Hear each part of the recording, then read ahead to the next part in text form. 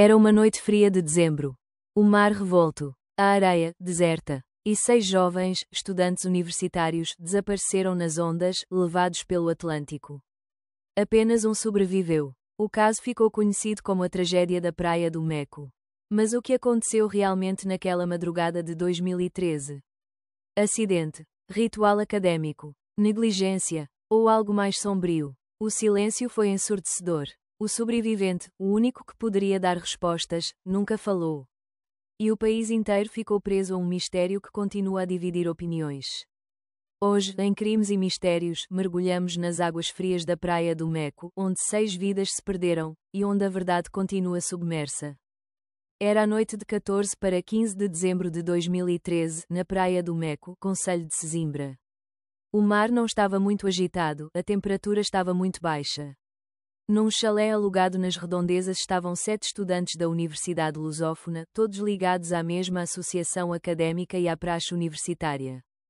Por volta das 2 da manhã, segundo relatos, o grupo dirigiu-se à praia. Apenas um deles, João Gouveia, o único sobrevivente, regressaria com vida. Horas depois, os corpos começaram a aparecer, 4 mulheres e 2 homens, todos estudantes, todos vestidos. Nenhum apresentava sinais de agressão física ou consumo excessivo de álcool. As autoridades concluíram que morreram afogados, arrastados por uma onda. Mas o mar naquela noite não estava particularmente violento. João Gouveia declarou que estava na casa e só soube da tragédia ao acordar. No entanto, a cronologia dos eventos nunca foi totalmente esclarecida. As mensagens trocadas, o aluguer do chalé, os registros telefónicos, tudo alimentava as suspeitas de que algo mais tinha acontecido.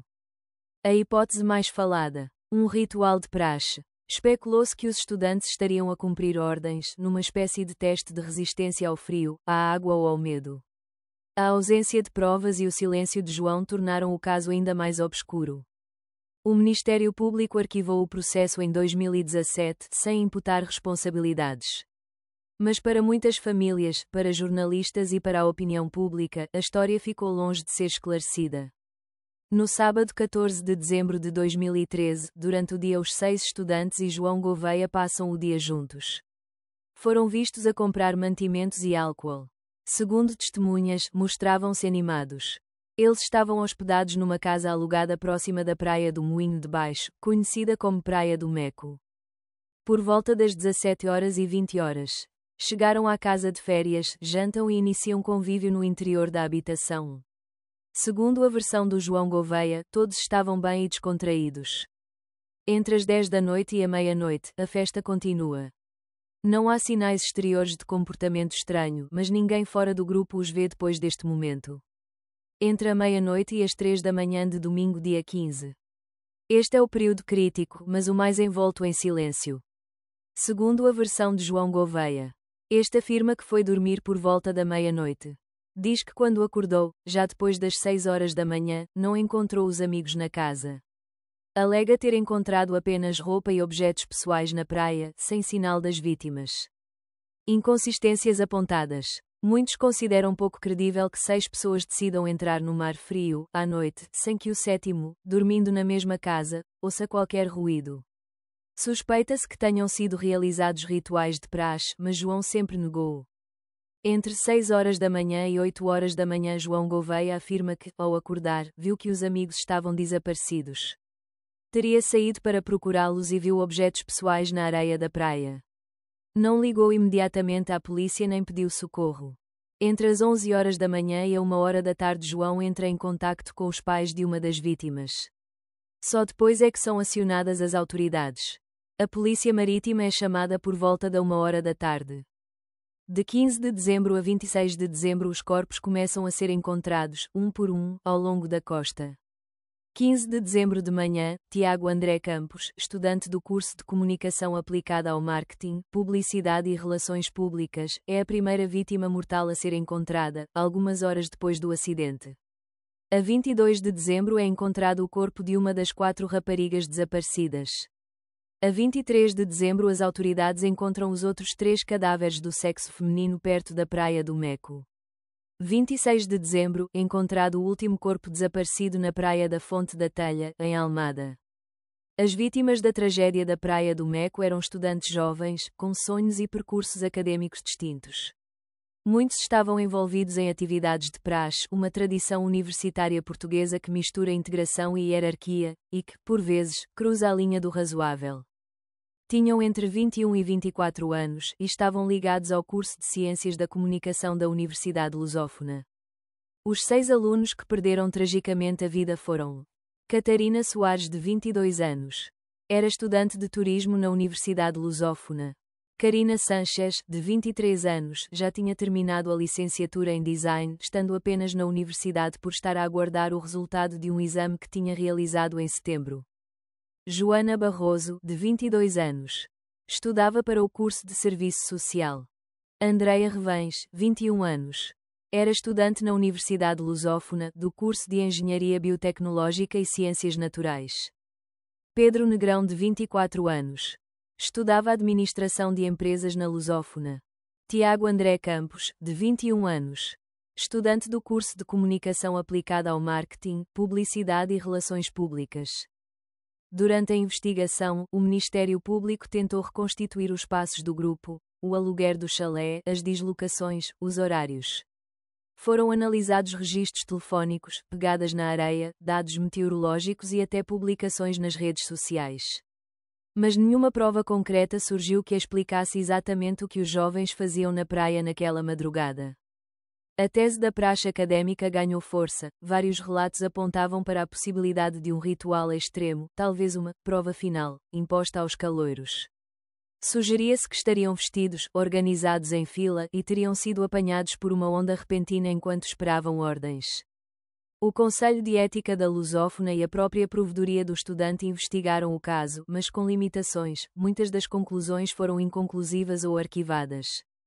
Apesar da mediatização, o processo foi arquivado em 2017 sem culpa atribuída. O Ministério Público concluiu que não existiam indícios suficientes para acusar João Gouveia ou qualquer outra pessoa de homicídio por negligência. Para os familiares, o arquivamento foi um golpe. Muitos denunciaram a ausência de respostas e a falta de vontade política para esclarecer os eventos. A indignação aumentava com cada ano passado sem explicações. Até hoje, os pais exigem verdade. Mas a justiça parece ter fechado a porta. Porque muitos acreditam que não foi apenas um acidente. Apesar de se tratar de uma praia deserta, o mar estava calmo naquela noite. Mesmo assim, nenhum grito de socorro foi ouvido.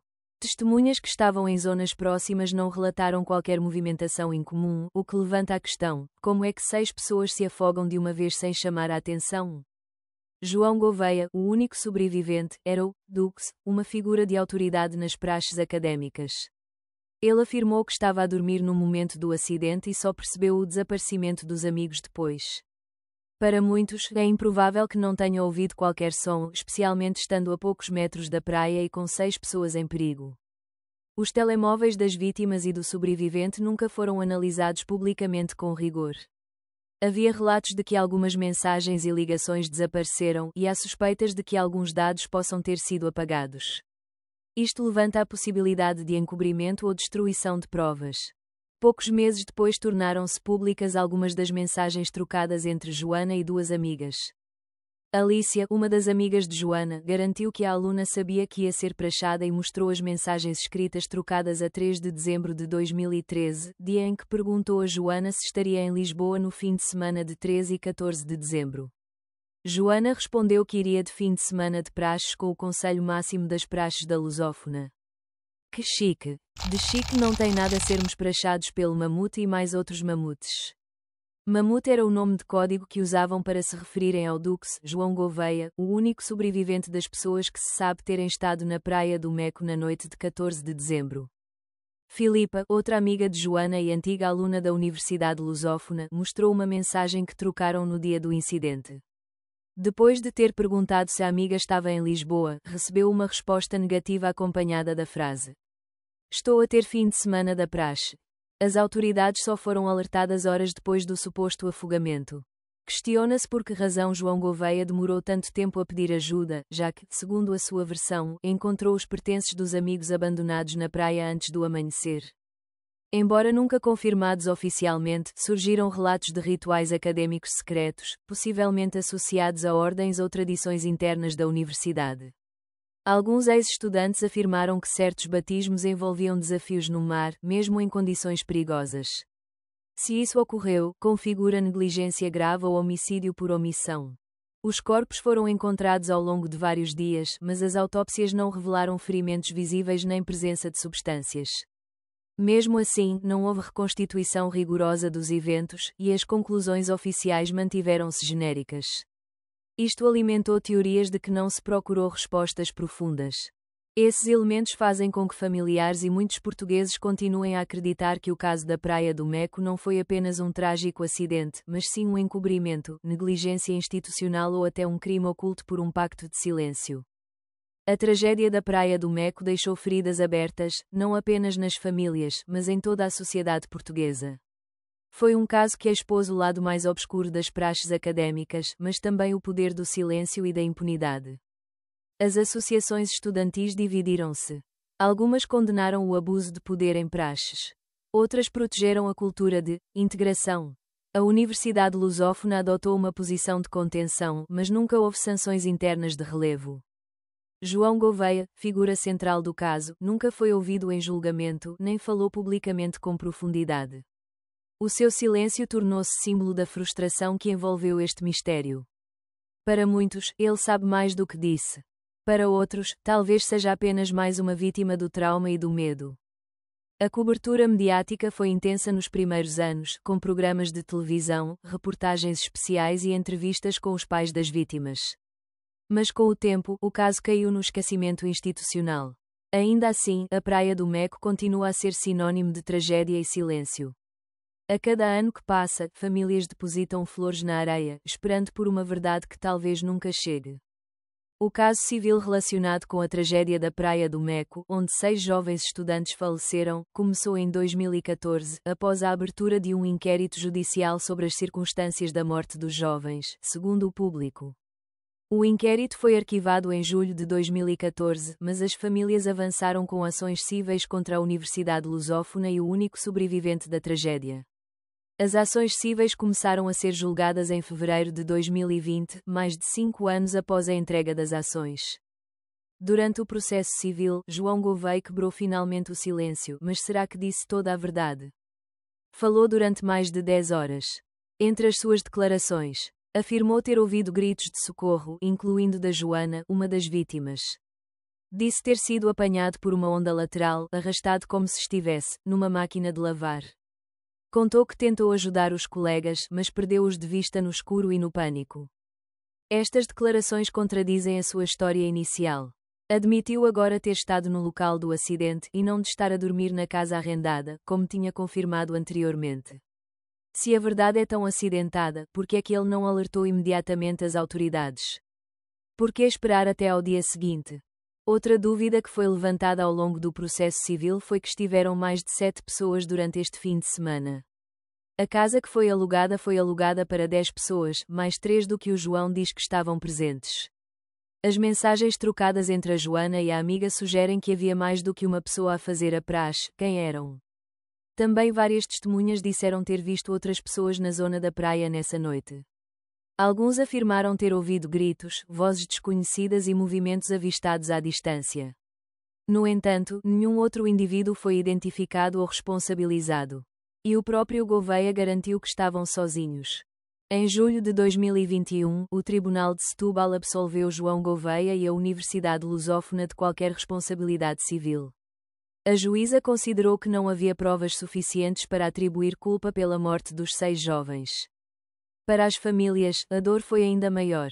Sem justiça, sem respostas e com um silêncio que parece cada vez mais deliberado. A tragédia da Praia do Meco continua envolta em silêncio, dúvidas e dor. 6 jovens perderam a vida naquela noite, mas as circunstâncias continuam por esclarecer. Foi apenas um acidente trágico? Ou há uma verdade mais profunda que ainda não foi revelada? Partilha connosco a tua opinião nos comentários. Acreditas que foi apenas um mar, ou algo mais aconteceu naquela noite? Subscreve o canal Crimes e Mistérios para mais episódios como este. Todos os domingos, novos casos. Todas as quartas, Serial Killers. Lembre-se, todo o mistério tem uma história, mas nem sempre uma resposta.